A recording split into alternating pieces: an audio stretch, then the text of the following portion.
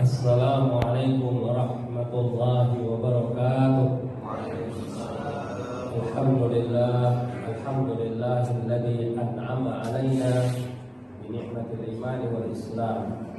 Wassalatu wassalamu ala sayyidina Muhammadin khairil anam wa ala alihi wa sahbihi wasallam. Amma ba'du, jemaah pengajian yang hadir pada kesempatan ini, semoga diberi Allah Subhanahu wa taala kesehatan dan segala bentuk kemudahan, dan semoga kita semua mendapatkan bimbingan serta syafaat Nabi Muhammad sallallahu alaihi wasallam. Jemaah yang dimuliakan Allah Subhanahu wa taala, alhamdulillah di pagi hari ini mudah-mudahan menjadi pagi yang berkah bagi kita, pagi yang kita isi dengan taat dan juga mendekatkan diri kepada Allah Subhanahu wa taala. Pagi ini insyaallah kita akan mengangkat tema dengan sambut Ramadan dengan 3S. Ya. S-nya nanti aja belakangan Pak ya, yang merasakan.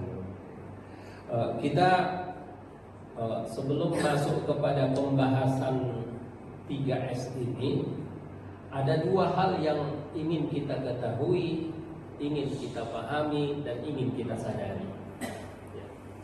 Karena dengan mengetahui, memahami dan menyadari itu nanti diharapkan dapat merubah perilaku kita,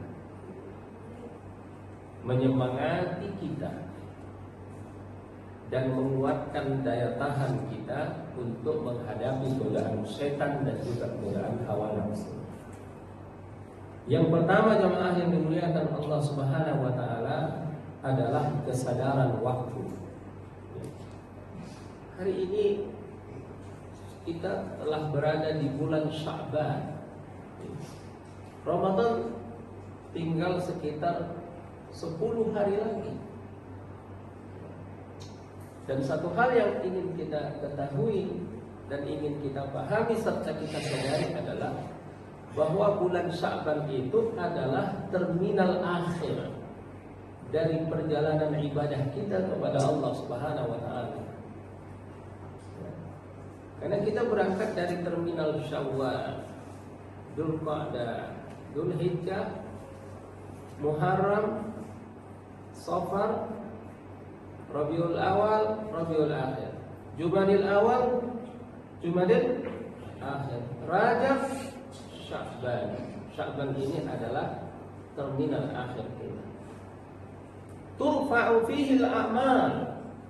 Di bulan Sya'ban ini amal kita dilaporkan, ya, ditunjukkan di hadapan Allah Subhanahu wa taala.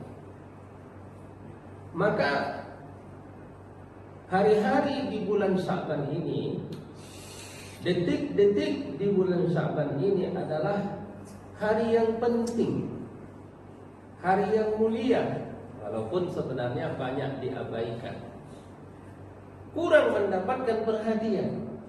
Karena sebagian orang berpikirannya kita simpan aja tenaganya, ya, buat persiapan nanti di bulan Ramadan. Jadi baca Qur'annya belum dimulai, sholat malamnya juga belum, ibadah-ibadah yang lain juga belum. Padahal kalau kita lihat Nabi kita, Nabi Muhammad sallallahu alaihi wasallam, justru sebaliknya. Nabi Muhammad sallallahu alaihi wasallam ditanya oleh seorang sahabat, "Ya Rasulullah, kenapa saya lihat engkau mempuasakan bulan Sya'ban?" Semuanya dipuasakan Rasulullah, kecuali hanya beberapa hari. Kata Rasulullah SAW, "Daka syahrun yaghfulu anhu nas." Itu bulan yang banyak dilupakan orang.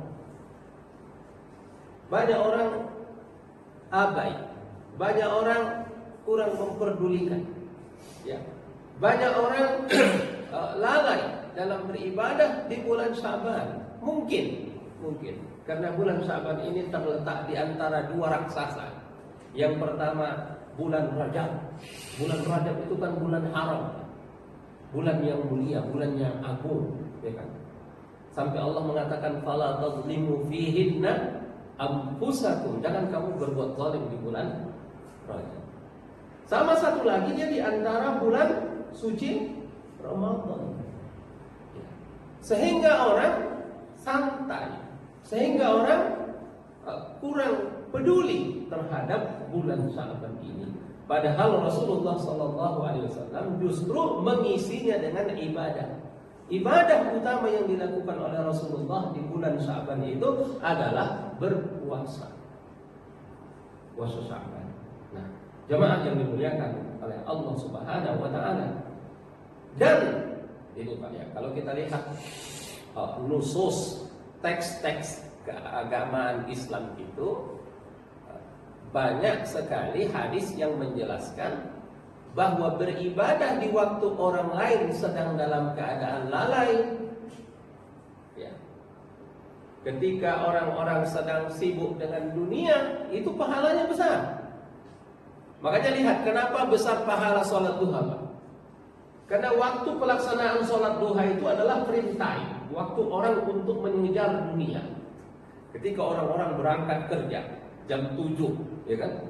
Wah, sibuk di kantor, sibuk mencari nafkah, ada yang sibuk di bengkel, ada yang sibuk di warung, ada yang sibuk di toko, ya kan? Justru ketika kesibukan itu kita ingat kepada Allah Subhanahu wa taala. Makanya pahala sholat duha itu luar biasa. Kita ini katanya memiliki 360 persendian. Mestinya 360 persendian itu harus dibayar dengan apa? 360 kebaikan, amal soleh. Tapi katanya apa? Wa raka'at duha, 2 rakaat duha, ya, sudah cukup untuk mengcover semua yang 360 persendian tadi. Kenapa begitu? Karena waktu itu adalah waktu penting, waktu orang melalaikannya, waktu orang sibuk dengan dunia. Pada saat itulah kita beribadah, pada saat itulah pahalanya besar. Nabi juga mengatakan, al-ibadatu fi ayyamil haraji kahijratin ilayya, rawahu Muslim. Beribadah di waktu fitnah, di waktu banyak ujian, di waktu banyak cobaan, di waktu ketidakjelasan, ya, tidak jelas ini. Orang nggak tahu mana yang hak, mana yang batil, mana yang seharusnya, mana yang seyogyanya, mana yang tidak semestinya. Ketika kita menyibukkan diri pada saat itu dengan ibadah. Karena orang kalau masa-masa fitnah itu Pak, sibuknya mengikuti berita. Berita di Facebook, ya kan? Sibuk dengan berita Donald Trump mau menyerang Iran, ya kan? Sibuk dengan berita apa lagi? Harga emas yang naik terus, naik turun, ya. Sibuk dengan berita apa lagi? Kita baca berita terus, ya. Kita cari informasi terus. Itu nggak ada yang berubah. Apa yang berubah? Nggak ada yang berubah. Tapi justru pada saat-saat itu kita menyibukkan diri dengan beribadah kepada Allah Subhanahu wa taala. Menyibukkan diri dengan tilawah, menyibukkan diri dengan sholawat, menyibukkan diri dengan mendekatkan diri kepada Allah Subhanahu wa taala. Itu yang dikatakan Nabi, kahijratin ilayya, seperti berhijrah kepada. Nah, apalagi kita hidup di zaman fitnah, Pak. Banyak tontonan, ya, banyak yang arus informasi bagaikan banjir bandang, ya. Semua ada kita lihat, semua ada kita dengar, ya. Banyak orang habis waktunya berjam-jam lamanya, ya, hanya untuk melihat, menyaksikan yang tidak menguntungkan buat ukhrawinya, dan juga sebenarnya tidak begitu menguntungkan buat duniawinya. Pada saat itulah kata Nabi, al-ibadatu fi waqtil harji kahijratin ilayya, seperti berhijrah kepada. Ada juga Nabi SAW mengatakan dalam sebuah hadis, sayati zamanu sabrin, selagi akan datang zaman yang membutuhkan kesabaran, ya.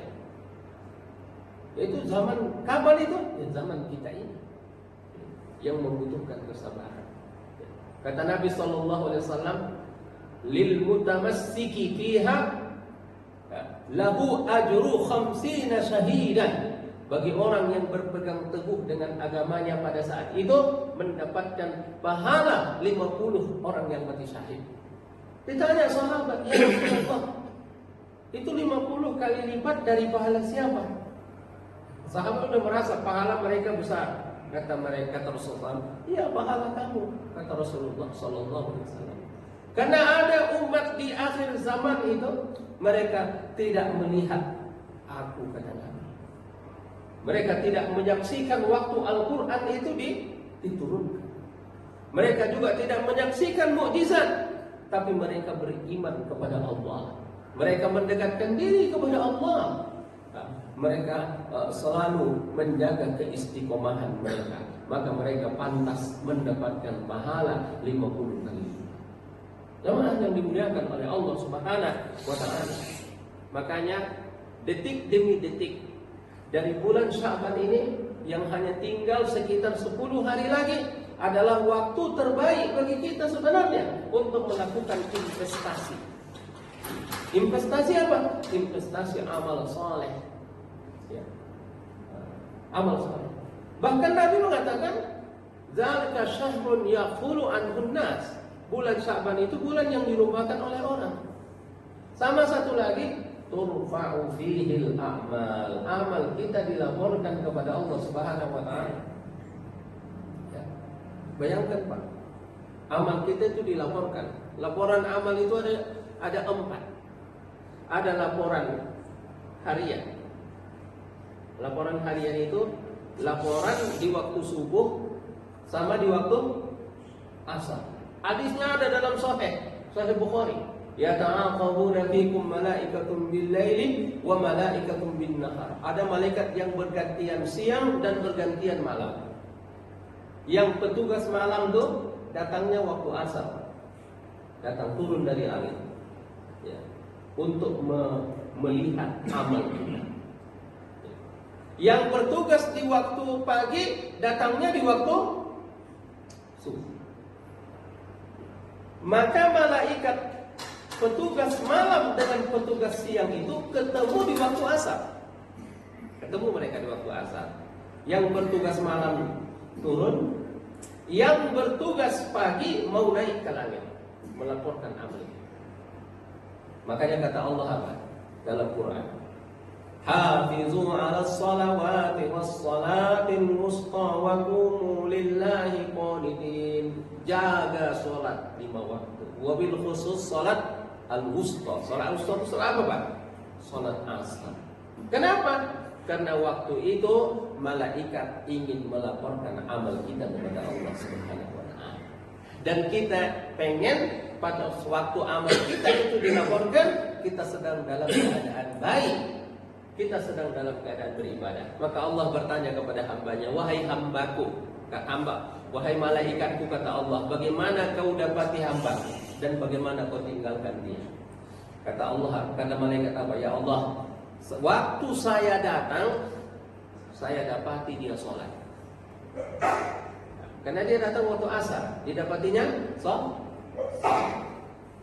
Waktu saya naik, ini mau naik asar subuh ini kan dia naik ke langit.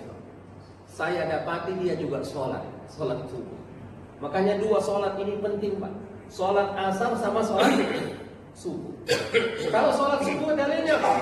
Aqimis sholata li duluki syamsi ila ghasaqil laili wa qur'anal fajr. Inna qur'anal fajri kana mashhuda. Aqimis sholat, tegakkan sholat.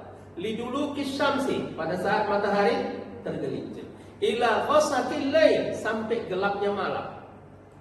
Ya. Wa qur'anal fajri, dan bacaan pada waktu sholat subuh. Inna qur'anal fajri, sesungguhnya bacaan pada sholat subuh itu kana mashhuda, disaksikan oleh malaikat. Maksudnya malaikat, Pak. Makanya 2 sholat ini betul-betul disaksikan malaikat. Nah, Rasulullah pun begitu. Kata Rasulullah SAW, wa uhibbu, dan aku ingin pada waktu amalku diangkat kepada Allah, maka aku berpuasa. Maka Nabi berpuasa di bulan Sya'ban. Itu amalan harian. Ada amalan pekanan, itu diangkat pada hari Senin dan Kamis. Hadis sahih itu. Ada pengangkatan amal itu tahunan, yaitu di bulan Sya'ban. Ada pengangkatan amal itu final. Kapan itu? Pada waktu kita mati. Pada waktu kita meninggal dunia. Itu diangkat seluruh amal kita kepada Allah Subhanahu wa taala. Kalau yang terakhir ini agak beda ini, Pak. Ini nggak bisa diprediksi waktunya. Ya kan? Pengangkatan amal terakhir itu kita nggak tahu kapan itu. Ya. Dan kalau pengangkatan amal harian kita bisa usahakan. Ya kan? Kita santai-santai dulu, nanti pada waktu mau sholat asar, kita siap-siap, ya kan? Pada waktu sholat subuh kita siap-siap, ya kan? Bagus kita. Kalau amalan pekanan juga kita bisa siap-siap, ya kan?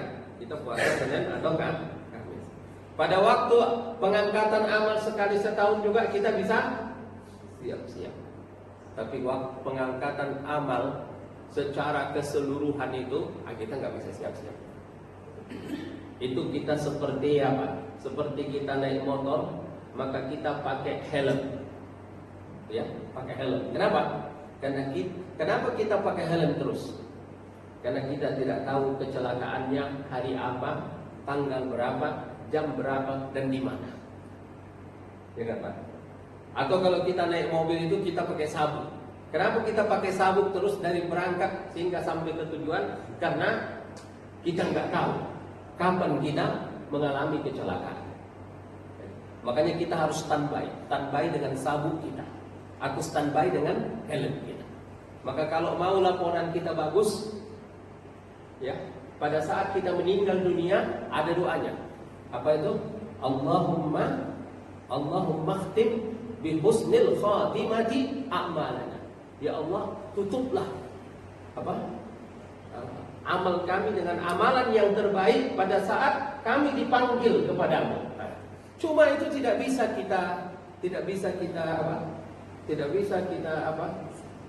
tetapkan, nggak bisa, ya. Karena kita tidak tahu kapan kita mati dan di mana kita mati. Makanya usahanya paling cuma apa? Berdoa. Waj'al khaira amali akhirahu. Ya, jadikanlah sebaik-baik amalku apa? Menjelang akhir-akhir daripada kehidupan. Ayo. Jadi ada 4 pengangkatan amal tadi. Cuma bedanya, Pak, pengangkatan amal di akhir tadi sama sama kalau kita mau berangkat harus pakai helm dan atau pakai sabuk, bedanya ada. Bedanya apa? Kalau kita mau berangkat pakai helm ataupun pakai sabuk, itu kecelakaannya mungkin iya, mungkin tidak. Mungkin seumur hidup kita itu kita tidak mengalami kecelakaan, betul nggak, Pak? Walaupun kita pakai helm terus. Atau seumur hidup kita mungkin kita tidak mengalami kecelakaan walaupun kita pakai sabuk. Tapi kalau persiapan untuk menghadap akhirat ini, semua kita pasti mengalami kematian. Jadi kira-kira lebih penting mana? Pakai helm, pakai sabuk, atau mempersiapkan diri dengan amal soleh? Maka tentu saja mempersiapkan diri amal soleh lebih penting lagi dari pakai helm dan pakai sabuk itu. Karena pakai helm, pakai sabuk itu mungkin terjadi, mungkin tidak. Kalau kematian, kullu nafsin dha'iqatul maut, semua jiwa pasti akan mengalami kematian. Nah, itu Pak yang pertama. Nah, jadi jamaah yang dimuliakan oleh Allah Subhanahu wa taala, ternyata beramal mengisi detik-detik dari bulan Sya'ban ini dengan ibadah itu bukan hanya sekedar mengejar pahala, tapi lebih daripada itu adalah pembiasaan atau kita sebut dengan latihan. Karena ada kata ulama bahwa bulan Rajab itu bulan menanam, bulan Sya'ban itu bulan menyiram, bulan Ramadan itu kita panen penghasilan. Maksud apa hubungannya? Kalau nanti di bulan Ramadan pas waktu panen, buahnya kecil-kecil, tidak seperti yang diharapkan dan tidak seperti yang kita bayangkan, maka jangan salahkan siapa-siapa. Yang salah adalah kita sendiri, karena kita sudah menanam amal di bulan Rajab, tapi kita tidak menyiraminya di bulan Sya'ban. Menyiram itu maksudnya apa? Membiasakan diri dengan amal saleh, membiasakan diri dengan tilawah, membiasakan diri dengan zikir, membiasakan diri dengan ibadah, membiasakan diri dengan sholat malam. Maka nanti hasilnya maksimal dan optimal di bulan suci Ramadan. Sebenarnya Pak, hadis itu bertebaran di mana-mana, ya kan? Cuma kalau tidak kita hubungkan satu dengan satu itu menariknya ilmu itu tuh menghubungkan hadis dengan hadis, menghubungkan dengan ayat tadi. Ya. Itu hubungannya. Nah, jamaah yang dimuliakan oleh Allah Subhanahu wa taala. Jadi, kalau kita mau panennya bagus, maka kita harus mulai dari sekarang ibadah ini. Kayak kalau kita lihat, Pak. Jadi, banyak orang nantilah saya baca Quran pas hari pertama bulan Ramadan. Ya. Pas hari pertama bulan Ramadan baru nanti saya start. Tidak, Pak, startnya itu dari hari ini. Dari bulan Sya'ban ini kita udah start. Makanya dikatakan dalam hadis ini, dalam perkataan ulama, kanu idza dakhala Sya'ban aqbalu 'alal mushafi faqara'uha. Ulama-ulama klasik, para ulama salaf, apabila masuk bulan Sya'ban, maka mereka mengambil mushaf, faqara'uha, maka mereka membacanya. Kita lihat orang kebanyakan, Pak, ya, baca Quran itu mulainya kapan, Pak? Pas hari pertama bulan Ramadan, ya kan? Padahal di sini dikatakan para salaf, ulama-ulama yang terdahulu itu memulai bacaan Qur'annya kapan? Pas waktu di bulan Sya'ban mereka sudah mulai. Kenapa? Karena kalau kita baru memulainya di bulan Ramadan, nanti kita kaget. Kita ingin banyak melakukan bacaan Quran, tapi kita tidak berdaya. Kenapa tidak berdaya? Karena kita tidak terbiasa. Orang bilang apa? Ala bisa karena biasa. Itu yang kedua, jamaah yang dimuliakan oleh Allah Subhanahu wa taala. Yang kedua yang harus kita sadari, ya, bahwasanya Ramadan itu adalah tamu agung, tamu yang mulia. Bayangkan kalau ada tamu mau datang ke rumah kita membagikan uang 500 ribu. Gede enggak, Pak? 500 juta. Lumayan. 500 juta. Dia mau datang bagi duit ke kita 500 juta. Kira-kira apa yang harus kita lakukan? Pasti kita akan menyambut kedatangan. Ya kan? Ramadan ini datang, Pak, sebagai tamu agung yang akan memberikan kepada kita bermacam kebaikan, bermacam keutamaan dan bermacam keistimewaan. Contohnya apa?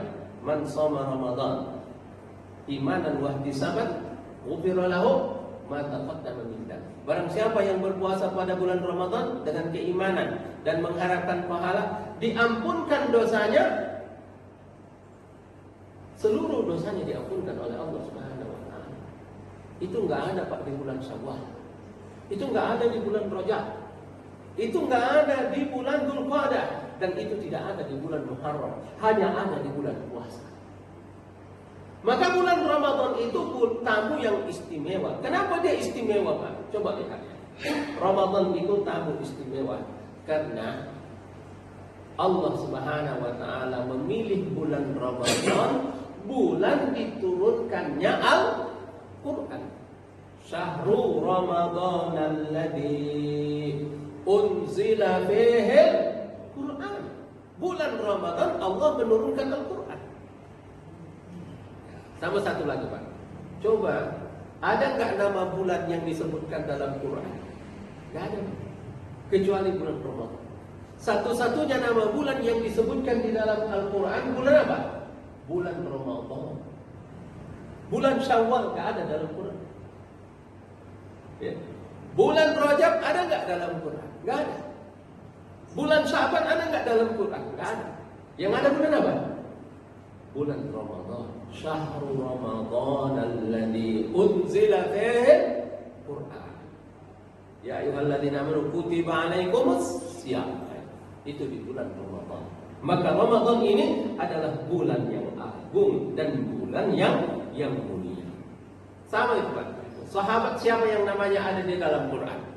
Cuma ada satu sahabat. Siapa? Zaid. Falamma qada Zaidun minha wataran zawwajnakaha likai la yakuna. Itu ada namanya Zaid. Kalau Abu Bakar ada nggak Pak? Selain Abu Bakar ada, namanya nggak ada dalam Quran. Namanya secara eksplisit nggak ada. Kalau pakai domir ada. Misalnya, idhuma fil ghar, ketika mereka berdua di dalam gua. Siapa itu? Rasulullah dan Abu Bakar, ya kan? Tapi ada nggak disebut nama Abu Bakar dalam Quran? Nggak ada. Yang ada cuma nama Zaid. Nah, jadi menunjukkan bagaimana mulianya bulan suci Ramadan itu datang kepada kita membawa kebaikan. Nah, ini nanti kita masuk ke langkah yang kedua. Kalau kita kedatangan tamu, tamu itu adalah tamu penting. Tamu itu adalah tamu agung. Maka kalau kita punya rumah, yang paling kita bersihkan apanya Pak? Yang paling kita bersihkan nomor satu itu apa? Ruang tamu. Ya. Maka oleh karena itu, ya, dengan datangnya bulan Ramadan ini, maka kita pun harus membersihkan ruang tamu kita. Ruang tamu kita menyambut Ramadan ini adalah hati kita. Hati kita itu adalah ibarat ruang tamu menyambut kedatangan bulan suci Ramadan. Orang sibuk menyambut bulan suci Ramadan dengan mengecat rumah, ya, dengan renovasi. Tapi kita menyibukkan diri kita dengan apa? Dengan thaharatul qalbi, membersihkan hati kita menyambut bulan suci Ramadan. Tapi Pak, sebelum kita membersihkan hati kita dalam menyambut bulan suci Ramadan ini, satu hal yang harus kita ketahui, kemudian kita pahami dan kita mengerti,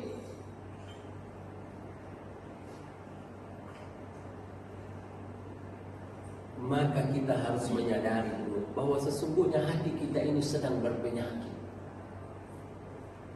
Kalau kita menganggap bahwa hati kita ini sehat-sehat saja, bahwa hati kita ini bersih-bersih saja, lalu kita akan bilang begini, buat apa saya membersihkan hati? Buat apa saya tazkiyatun nafsi? Padahal hati saya udah bersih. Yang repot itu hatinya kotor, tapi dianggapnya bersih. Ya. Mendingan orang hatinya bersih, tapi masih menganggap kotor. Mendingan mana Pak? Orang menganggap hatinya bersih tapi kotor, atau orang menganggap hatinya kotor tapi sesungguhnya bersih. Orang yang menganggap hatinya kotor padahal bersih, maka dia akan semakin hatinya semakin apa? Semakin kinclong. Hatinya semakin bening. Tapi yang repot apa? Orang yang menganggap dirinya bersih sesungguhnya kotor, maka dia tidak akan berusaha untuk melakukan tazkiyatun nafsi, dan hatinya semakin hari semakin kotor. Kenapa semakin kotor? Karena dia nggak mau bersihkan. Kenapa dia nggak mau bersihkan? Karena sudah ada mindset, hatiku bersih. Makanya kata Allah, "Fala tuzakku anfusakum huwa a'lamu biman ittaqa." Maka janganlah kamu menganggap diri kamu bersih. Makanya jangan ada menganggap sayalah paling soleh, sayalah paling benar, Ya, sayalah paling sunnah, nggak boleh paling. Ya. Nanti akibatnya apa? Menyepelekan orang lain. Nah itu yang kedua. Jadi kalau begitu, udah kita sadari ini bahwa sesungguhnya hati kita adalah kotor. Nah, kenapa Pak harus dibersihkan? Karena sebelum kita gaspol nanti di bulan Ramadan dalam beribadah, maka kita perlu apa? Membersihkan hati kita. Percuma Pak, air zam-zam yang bersih, suci ditaruh di gelas yang kotor, banyak debunya. Kira-kira air zam-zamnya bersih nggak nanti Pak itu? Enak diminum nggak? Nggak enak, kotor Pak itu. Ya kan? Kita mau beribadah di bulan suci Ramadan, ya kan? Mau qiyamul lail, mau tilawah Quran, mau infak, mau sedekah, mau membantu fakir miskin, tapi hati kita kok kotor. Hasilnya apa? Seperti air zam-zam yang dimasukkan ke dalam gelas yang kotor, banyak debu, banyak kotoran di situ. Kira-kira air zam-zam ini kalau kita persembahkan diterima nggak? Nggak diterima. Amal kita juga tidak diterima Allah kalau hati kita kotor. Makanya ini nyambung Pak nanti dengan hadis malam nisfu Sya'ban. Walaupun dah lewat ya. Pak, ada hadis apa? Idza kana lailatu nisfin min Sya'ban. Apabila malam nisfu Sya'ban, maka Allah Subhanahu wa taala melihat kepada hambanya. Ya, tentu saja melihat, memandang kepada hambanya dengan pandangan kasih sayang. Fayaghfiru lil jami', maka Allah mengampunkan seluruh hambanya. Illa li musyrikin au musyahinin, kecuali dua kelompok yang enggak diampuni Allah. Siapa yang pertama? Yang melakukan praktek kemusyrikan. Yang kedua apa? Musyahinin, orang yang menyimpan kebencian. Yang ada dendam, yang ada dengki, yang ada iri, ya. Ini harus kita bersihkan. Sebelum apa? Sebelum menyambut kedatangan bulan suci Ramadan. Bersihkan hati. Yaitu dengan apa? Dengan mempererat ukhuwah dan juga mempererat silaturahim. Ala tuhibbuna an yaghfirallahu lakum. Hendaklah kamu memaafkan, Pak. Ya. Coba sekarang kita bayangkan orang yang paling tidak kita sukai. Mudah-mudahan enggak ada. Tapi kalau ada, coba bayangkan. Ya kan? Lalu bilang begini, ya Allah, demi mendapatkan keampunanmu di malam nisfu Sya'ban, walaupun itu dah lewat ya Allah, maka orang tersebut saya sudah maafkan. Ya Allah, demi kemuliaan dan keagungan bulan suci Ramadan, ya, maka orang tersebut, ya, kalau bisa sebutkan 5 atau 10 gitu. Ini saya nggak suka orang ini, saya nggak suka orang ini, saya nggak suka orang ini. Coba bayangkan, ya Allah, semua sudah saya ampunkan. Kenapa Pak kita harus memaafkan? Kenapa kita tidak boleh nyuruh-nyuruh orang minta maaf? Suruh dia minta maaf kalau mau saya maafkan. Ya elah, sombong banget. Padahal kata Allah, ala tuhibbuna an yaghfirallahu lakum. Wahai hambaku, kau juga banyak salahnya loh. Kau juga suka bikin orang sakit hati. Kau juga pernah mengecewakan orang. Kau juga bikin orang kecewa pernah. Ala tuhibbuna an yaghfirallahu lakum. Tidakkah kamu mau juga ku ampunkan, kata Allah? Tidakkah kamu mau juga ku gerakkan hati orang supaya mengampunkan semua kesalahan-kesalahanmu? Ya. Itu saya juga sering perhatikan. Kenapa ada kata-kata hadis itu ya? Illa limusyahidin, kecuali orang yang menyimpan dendam, kecuali orang yang menyimpan iri, kecuali orang yang menyimpan dengki, ini tidak dapat ampunan. Artinya apa? Supaya kita membersihkan hati kita menyambut bulan suci Ramadan ini. Pertama, memaafkan. Yang kedua, hati kita yang terluka oleh dendam, bengkak oleh kemaksiatan ini harus kita sucikan, harus kita obati. Dan obatnya apa? Obatnya ada bersama kita. Obatnya apa? Al-Quran. Wa nunazzilu minal Qur'ani ma huwa shifaa'un wa rahmatun lil mu'minin. Dan kami turunkan Al-Quran shifaa'un, menyembuhkan penyakit hati. Jangan kita nih sampai seperti unta yang kehausan di padang pasir, Pak. Ya, dia kehausan padahal di punuknya ada air. Ya kan? Jangan kita ini seperti apa? Kamatsalil himari yahmilu asfara, seperti keledai yang membawa kitab berpeti-peti, ya kan? Tapi dia tidak tahu isinya. Tidak paham maknanya. Jangan sampai hati kita tidak tersembuhkan, padahal obatnya ada bersama kita apa? Al-Quran. Maka Al-Quran itu adalah obat. Nah, jemaah yang dimuliakan oleh Allah Subhanahu wa taala. Ini nanti nyambung ke 3S itu. 3S, ya. Obatnya itu ada 3S. Yang pertama adalah selalulah membaca Quran. Al-Quran ini, Pak, memiliki pengaruh, memiliki dampak, ya, memiliki energi positif. Al-Quran mana dalilnya? Wa idza tuliyat alaihim ayatuhu zadatuhum imana. Apabila dibacakan ayat-ayatnya, apabila dibacakan Al-Quran, zadatuhum imana, bertambah keimanan mereka.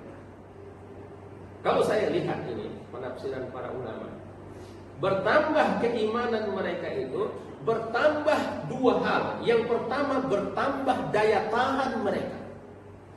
Orang yang baca Quran itu, Pak, bertambah daya tahannya.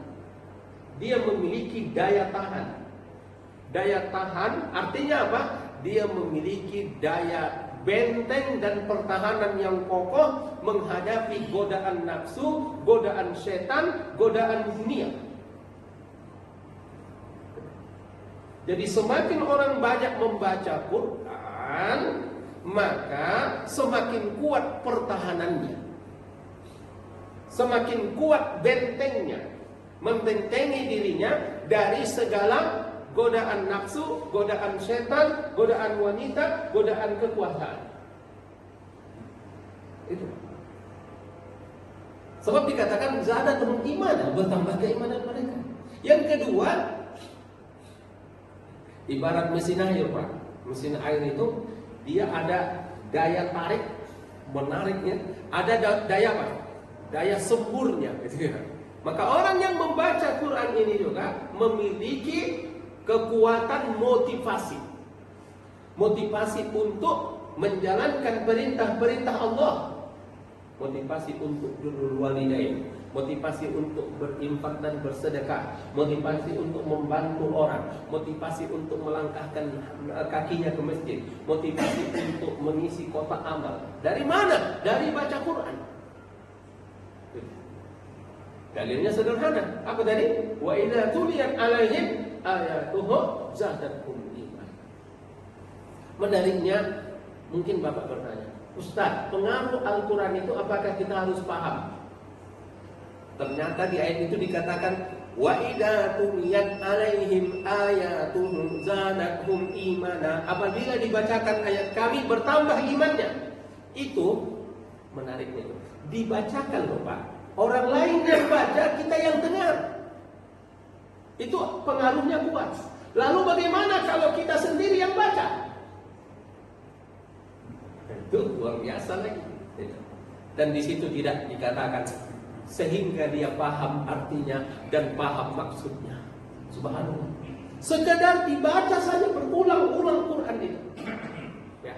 Baca Quran kita, walaupun kita tidak tahu artinya, tidak tahu maknanya, ya kan? Itu memiliki pengaruh zadathum imana, bertambah keimanan mereka. Bayangkan kalau Quran itu dia paham artinya, paham maksudnya, luar biasa. Ya, luar biasa mempengaruhi perilaku dan sikap. Dan daya tahan juga, Pak. dia akan memiliki kesabaran, ketabahan, ya. Dan ternyata kalau kita lihat, Pak, itulah rahasianya kenapa Rasulullah itu memiliki daya tahan yang sangat kuat dan sangat dahsyat dalam berdakwah. Kenapa beliau bertahan dicaci maki, difitnah, dihina, bahkan mau dibunuh? Beliau tidak pernah gentar, beliau tidak pernah mundur, beliau tidak pernah takut. Rahasianya Al-Quran. Kenapa beliau memiliki motivasi yang kuat untuk beribadah dan mendekatkan diri kepada Allah? Rahasianya Al-Quran. Kalau kita mau tahu sejauh mana, sehebat apa intensitas Rasulullah dengan Quran, mari kita baca surah Al-Muzammil. Ya ayyuhal muzammil. Apa? Qumil laila illa qalila nisfahu aw inqus minhu qalila aw zid alayhi warattilil qur'ana tartila. Wahai orang yang berselimut, maksudnya Rasulullah, qumil laila illa qalila, bangunlah engkau, bangun, illa qalila, bangunlah engkau salat malam kecuali sedikit. Kecuali sedikit dari malam itu. Anggap malam itu 8 jam, Pak. Sedikitnya berapa? 1 jam atau 2 jam sedikit. Maka Rasulullah itu qiyamnya 6 jam dalam satu malam. Dan qiyam itu Rasulullah baca Al-Quran. Dan Rasulullah kalau baca Quran, ya, bukan seperti kita yang hanya baca saja mungkin gak tahu artinya. Rasulullah paham banget artinya dan diturunkan kepada beliau. Bagaimana tidak istiqomah beliau, bagaimana tidak kuat beliau, ya, dengan pengaruh Al-Quran tadi, ya. Nah, itulah kelebihan daripada Quran itu. Makanya orang kalau udah masuk bulan Sya'ban itu, kanu idza dakhala Sya'ban, apabila sudah masuk bulan Sya'ban, aqbalu alal mushaf, mereka ambil mushaf mereka, faqara'uha, maka mereka membacanya tiap malam. Dan kalau kita lihat pejuang-pejuang yang ada di Palestina hari ini pun, mereka tidak lepas dari mushaf. Ya. Mereka kemana-mana bersama Al-Quran, ya.